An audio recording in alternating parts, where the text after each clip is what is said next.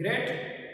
Okay दोस्तों, previous lecture ની અંદર ચેપ્ટર નંબર 3 સુરેખ પથ પર ગતિમાં પથ લંબાઈ અને સ્થાનાંતર વચ્ચેનો તફાવત આપણે ભણેલા. ઓકે, આજે થોડાક આગળ વધીએ. દોસ્તો, હવે આપણે સમજવું છે ગતિ, ઝડપ. ઓકે, ઝડપ માટે સ્થાન વિરુદ્ધ સમયના આલેખ, અંતર વિરુદ્ધ સમયના આલેખ. દોસ્તો, તમે 9મા અને 10મા ધોરણની અંદર ભણીને જ આવ્યા છો. થોડો ઘણો તો બેઝિક આઈડિયા હશે. ન હોય તો બેઝિક મેથેમેટિક્સના લેક્ચરોમાં મેં તમને શીખવાડેલું છે. બેઝિક મેથેમેટિક્સના લેક્ચરોમાં તમને મેં કીધું છે એક સિમ્પલ લોજિક યાદ રાખો. આલેખ હંમેશા y વિરુદ્ધ x નો દોરાય. આ બધા જ મુદ્દાઓ ફરીથી એક વખત યાદ કરાવી દઉં છું. y વિરુદ્ધ x નો આલેખ જ દોરાય. એટલે અંતર વિરુદ્ધ સમય હોય તો અંતર y અક્ષમાં અને સમય x અક્ષમાં લેવાય.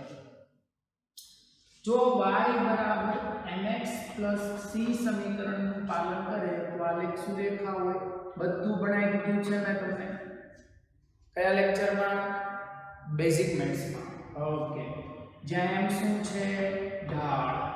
ઢાળનું સૂત્ર y/x. કેમ શોધવાનો? ખબર જ છે. કાટકોણ ત્રિકોણ બનાવી દો. આ y બાજુ લઈ લો ને x બાજુ લઈ લો. ત્રિકોણ ઈચ્છા પડે એવડો લઈ શકાય. એની સાથે આપણને કોઈ પ્રોબ્લેમ નથી. ઓકે, બીજી વસ્તુ c જે ખરો એ આંતરછેદ છે.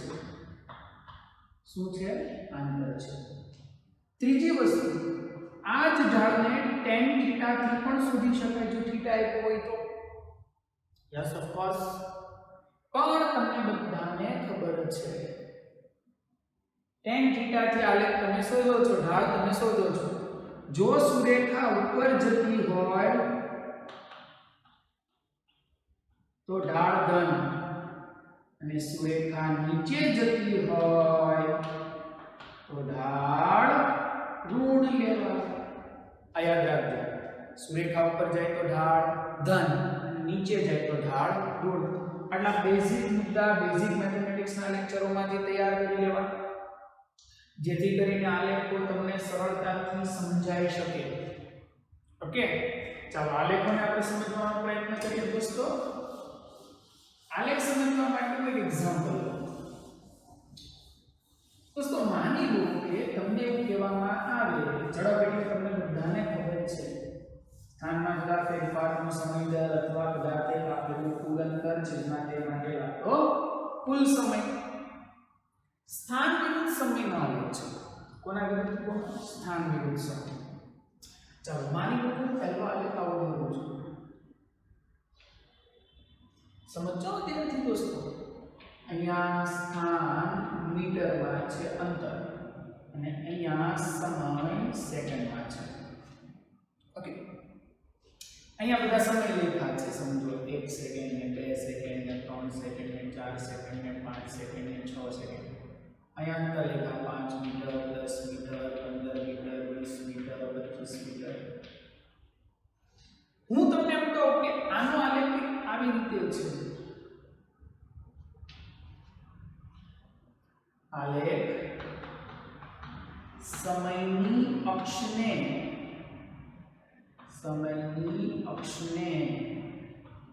સમાંતર હોય તો શું?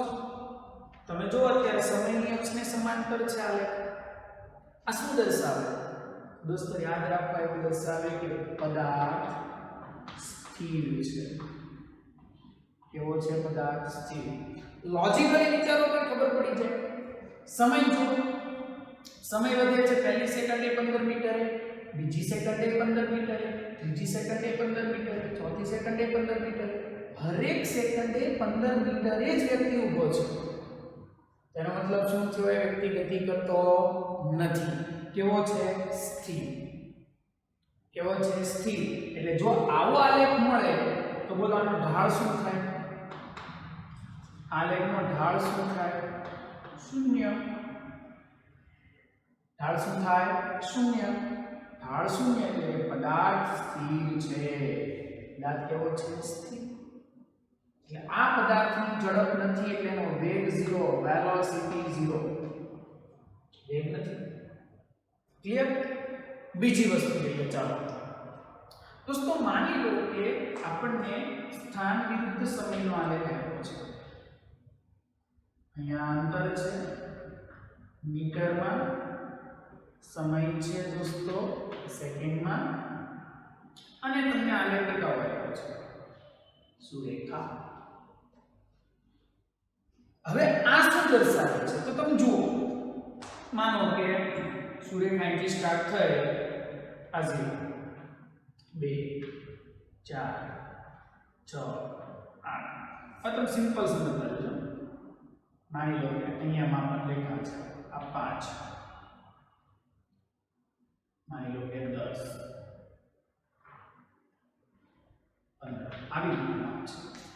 આ શું દર્શાવે છે ખબર પડી તમને? આલેખ સમજો, આલેખ સમજશો એટલે બધી આપોઆપ સમજાઈ જશે.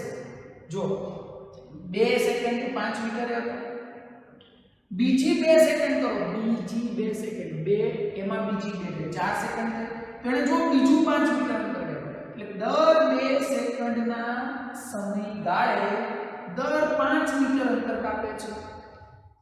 તો આ શું દર્શાવે? એક સરખા સમયમાં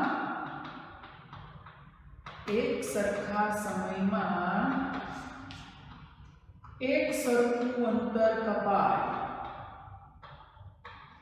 અંતર કાપે તો તે નિયમિત એટલે કે અચળ વેગી ગતિ કહેવાય છે.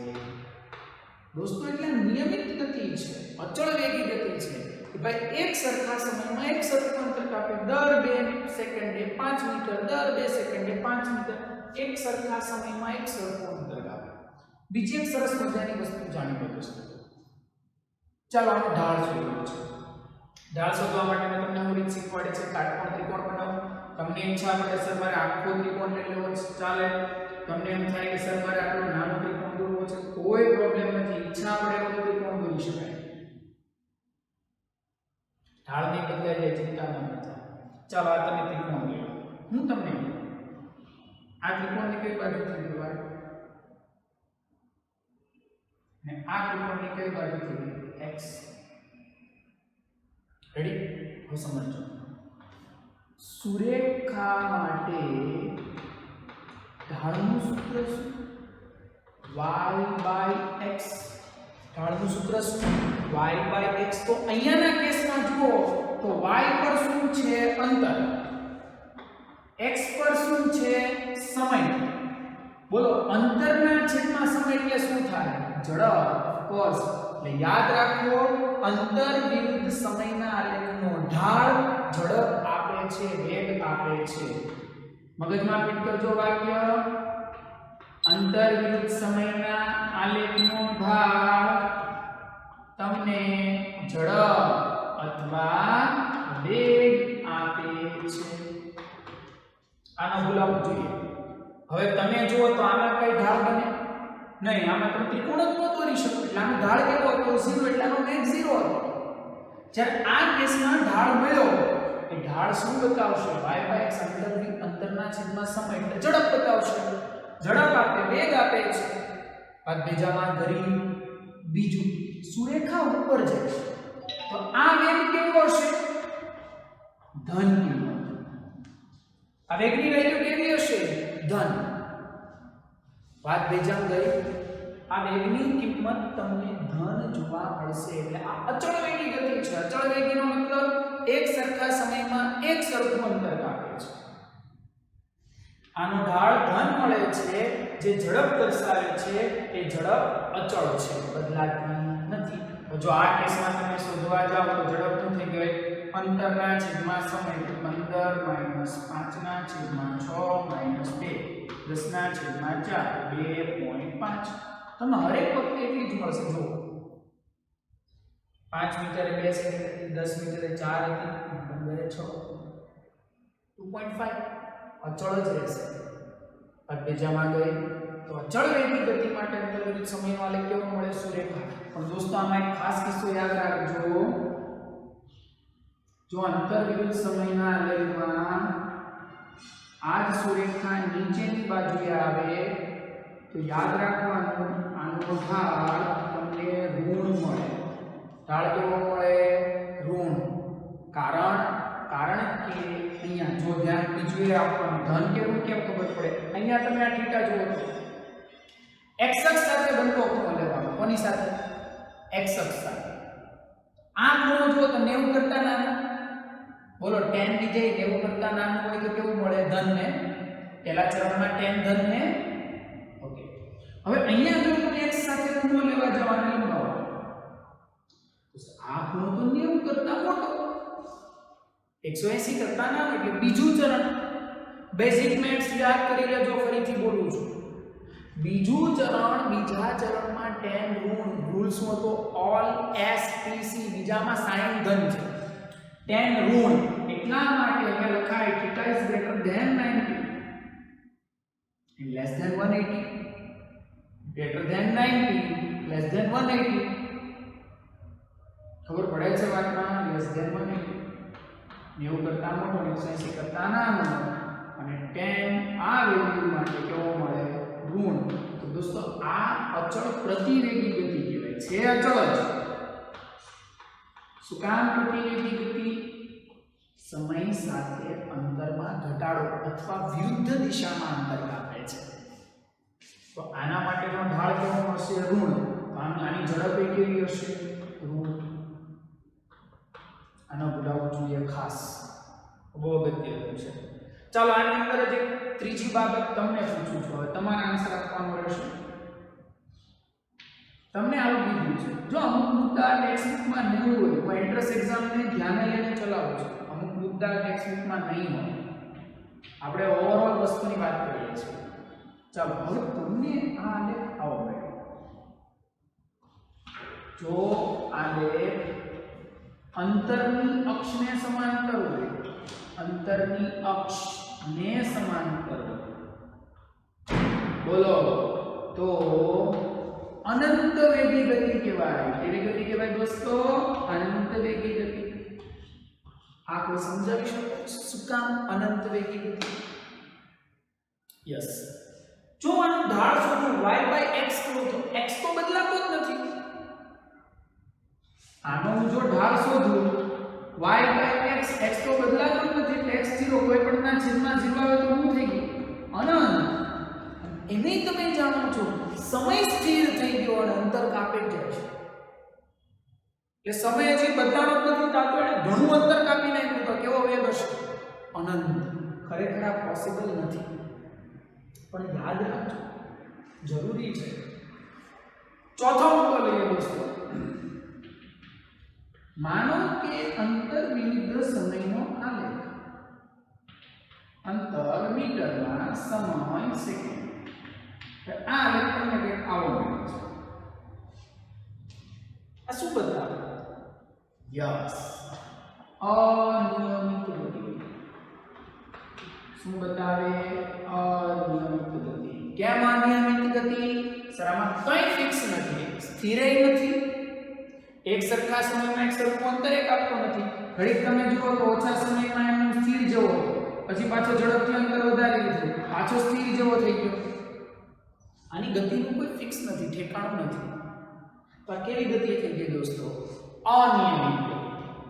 વાત બીજામાં જાય છે આ મુદ્દામાં. ગતિ માટે સ્થાન વિરુદ્ધ સમયના આલેખ સમજાવવા પ્રશ્ન પૂછે તો તમારે આલેખ સમજાવવાના છે. માં પહેલો આલેખ પદાર્થ સ્થિર છે એવું દર્શાવે, કારણ કે એનો ઢાળ 0 થઈ ગયો. અને બીજું જો તો એ ખબર પડે અંતર તો એનું એક છે, સમય વધે જાય છે, પદાર્થ ઊભો છે. આ જો સુરેખા મળે તો અચળ વેગી ગતિ હશે, એટલે એક સરખા સમયમાં એક સરખું અંતર કાપતું હશે. સુરેખા ઉપર છે. થીટા આની અંદર કેસ યાદ રાખજો, થીટા 0 કરતા મોટો અને 90 કરતા નાનો. એટલા માટે tan વિધેય ધન મળે એટલે આનો ઢાળ ધન છે. જ્યારે સુરેખા નીચે જશે ધન x સાથે જ ખૂણો લે. ઘણા કહેશો આમ ખૂણો લે ભાઈ, દિશા ઘડીમાં જ જાય, આમ ન જાય, આમ જ. તો આ ઘણા પાછા આવશે સર આમ તો થીટા અલગ ન થઈ જાય નહીં, આમ થઈ જાય. તો આ ઢાળ કેવો મળ્યો? ઋણ. બીજું ચરણ છે. અચળ પ્રતિવેગી ગતિ, આમાં ઝડપ ઋણ છે, આ અનંત વેગી ગતિ અને આ અનિયમિત ગતિ. દોસ્તો યાદ રાખો, અંતર વિવિધ સમયના આલેખનો ઢાળ કઈ રાશિ આપે? ઝડપ નામની રાશિ આપે છે. આટલી ખબર પડી બધાને? બધાને આટલી ખબર પડી ગઈ? હે દોસ્તો ચાલો આ આલેખના આધારે આપણે સમજીએ સરેરાશ ઝડપ અને સરેરાશ વેગ. પહેલા વિડિયોને પોઝ કરીને અત્યારે બોર્ડ પર જેટલું મેં લખ્યું છે એટલું ઉતારો ઝડપથી. ચાલો ઓકે દોસ્તો, તો હવે આપણે સમજીએ સરેરાશ ઝડપ અને સરેરાશ વેગ. સરેરાશ ઝડપ કોને કહેવાય? તો બધાને ખબર છે, પદાર્થે કાપેલું કુલ અંતર અને તે માટે લીધેલા સમયગાળાના ગુણોત્તરને સરેરાશ ઝડપ કહે છે. કુલ અંતર એટલે દોસ્તો પથ લંબાઈ. સરેરાશ ઝડપને આ રીતે લખાય અથવા આ રીતે પણ લખાય, v બાર અથવા એવરેજ v, અને એવરેજ બોલે અથવા v બાર બે વડે દર્શાવાય. જો હું સરેરાશ ઝડપનું સૂત્ર લખવા જાઉં તો દોસ્તો મને શું મળે? સરેરાશ ઝડપ બરાબર કાપેલું કુલ અંતર જેટમાં તે માટે લાગતો સમય. હવે તમને બધાને ખબર છે પથ લંબાઈ 0 કે 0 ન હોય, પથ લંબાઈ ધન જ હોય. યાદ રાખો, સરેરાશ ઝડપ 0 અથવા ઋણ હોતી નથી. અમુક કેસ એવા છે જેમાં આપણે 0 લઈ શકીએ. ક્યારે? યસ, પદાર્થ સ્થિર હોય તો પછી સર ઝડપની વાત જ નથી ને. સ્થિર હોય તો હું ઝડપની વાત કરવાની? સિમ્પલ. સ્થિર હોય તો એમાં ઝડપની વાત કરાય નહીં. એટલે આ બહુ રેર કેસ છે, બહુ રેર કેસ છે. પણ યાદ બીજું, ઝડપનો SI એકમ મીટર પ્રતિ સેકન્ડ અથવા વ્યવહારમાં ઘણીવાર મોટો એકમ કિલોમીટર પ્રતિ અવર લેવાય છે. પારિમાણિક સૂત્ર m0 l1 t - 1. તો સરેરાશ વેગમાં શું ફરક છે? સરેરાશ ઝડપ અને સરેરાશ વેગમાં શું ફરક? બહુ મસ્ત, બહુ મોટો ફરક છે દોસ્તો. યાદ રાખજો, પદાર્થના સ્થાનમાં થતા ફેરફાર અને તે માટે લાગતા સમયના ગુણોત્તરને સરેરાશ વેગ કહે છે. દોસ્તો ફરક એટલો છે કે અહીંયા પથ લંબાઈથી કુલ અંતર, જ્યારે સરેરાશ વેગમાં શું છે? સ્થાનમાં થતો ફેરફાર, ઉર્ફે સ્થાનાંતર. તમને એટલી ખબર પડી ગઈ કે સરેરાશ વેગ દોસ્તો ધને હોય, શૂન્ય હોય અને ઋણે હોય. ઋણ હોઈ શકે, યસ ઓફ કોર્સ. સ્થાનાંતર 0 હોય, ધને હોય ને ઋણે હોય, થઈ શકે. અમુક કેસો એવા છે કે જેમાં સરેરાશ ઝડપ અને સરેરાશ વેગ સમાન થશે. યાદ કરો, આપણે એક મુદ્દો બોલેલા, તમને ખબર જ છે, પથ લંબાઈ is greater than or equal સ્થાનાંતર. આ મુદ્દો તમને યાદ જ છે. હવે જ્યારે આ ઇક્વલ હશે ને ત્યારે સરેરાશ ઝડપ અને સરેરાશ વેગ સમાન થઈ જશે. ઇક્વલ હશે ત્યારે, ઓકે, સરેરાશ ઝડપ અને સરેરાશ વેગ કેવા થઈ જશે? સમાન. એટલે આ ચક્રમાં આપણે મોટા ભાગે બેને સમાન જ લઈશું, મોટા ભાગના કેસમાં. અમુક રેર કેસો આવશે ત્યારે હું તમને કહી દઈશ કે ભાઈ અહીંયા તમારે અલગ લેવાનું છે. ઓકે, બીજી વસ્તુ, સ્થાનમાં થતો ફેરફાર. સ્થાનમાં થતો ફેરફાર છેદમાં સમય છે. બોલો, સ્થાનમાં થતો ફેરફાર એટલે શું હતું? અંતિમ સ્થાન માઈનસ પ્રારંભિક સ્થાન. સમજો, કોઈ પદાર્થ t1 સમયે કોઈ x1 સ્થાન આપે અને ગતિ કરીને t2 સમયે x2 સ્થાન પર પહોંચે. બોલો તો આના માટે મારે સરેરાશ વેગ લખવો હોય તો શું લખાય? સ્થાનમાં થતો ફેરફાર અંતિમ માઈનસ પ્રારંભિક છેદમાં તે માટે લાગતો સમય. આ ખાસ ન ભૂલવું જોઈએ. સ્થાનમાં થતો ફેરફાર છેદમાં તે માટે લાગતો સમય x2 x1 ના છેદમાં t2 t1. दोस्तों आनो एकम में सेम છે મીટર પર સેકન્ડ અથવા કિલોમીટર પર અવર. ડોન્ટ વરી, એકમ બેના સેમ છે, સૂત્રય સેમ જેવા છે, સંજ્ઞાય સેમ જેવી છે. કારણ કે આ ચેપ્ટર ની અંદર આપણે મોટા ભાગે આને સમાન લેવાના છે. બાકી એક સૌથી મોટો ફરક સરેરાશ ઝડપ અદિશ રાશિ છે. કેવી? અદિશ. કારણ કે સાહેબ એ ઋણ ન હોય. જ્યારે આ છે ને સરેરાશ વેગ એ સદિશ રાશિ છે. સદિશનો મતલબ દિશા સાથેને દર્શાવવું પડે. ભાઈ ધન છે કે ઋણ? સદિશ અને અદિશ શું છે આની પછીના ચેપ્ટરમાં આપણે ડિટેલમાં ભણવાના છીએ, ચિંતા ન કરતા. પણ બેઝિક આઈડિયા તો આમાં કંઈ એવું દર્શાવવાની જરૂર નથી કે ત્યાં તો ઓલવેઝ પોઝિટિવ. આમાં દર્શાવવાની જરૂર પડે છે કેમ કે અમુક કેસમાં ધન હશે, અમુક કેસમાં ઋણ હશે. સમજ પડે છે વાતમાં? હવે આલેખ પરથી તમારે સરેરાશ વેગ મેળવવો છે તો તમે કઈ રીતે મેળવશો? આલેખ છે અંતર વિરુદ્ધ સમય. આમાં તમારે સરેરાશ વેગ મેળવવાનો થાય. તમને કહો કે આલેખ તમને આવો આપ્યો છે. દોસ્તો બોલો, આ કેસમાં સરેરાશ વેગ અને બોલો યસ તત્કાલીન વેગ બે સમાન થાય. કેમ કે આ કેવી ગતિ છે? અચળ વેગની. બીજી સેકન્ડે જોવો તો એ જ વેગ હશે, ત્રીજીએ જોવો તો એ જ વેગ હશે, પાંચમે જોવો તો એ જ વેગ હશે. એ બદલાતો નથી. પણ જો આલેખમાં માઇનર ચેન્જીસ કરો, આલેખ બાય ચાન્સ તમને કદાચ આવો આપેલો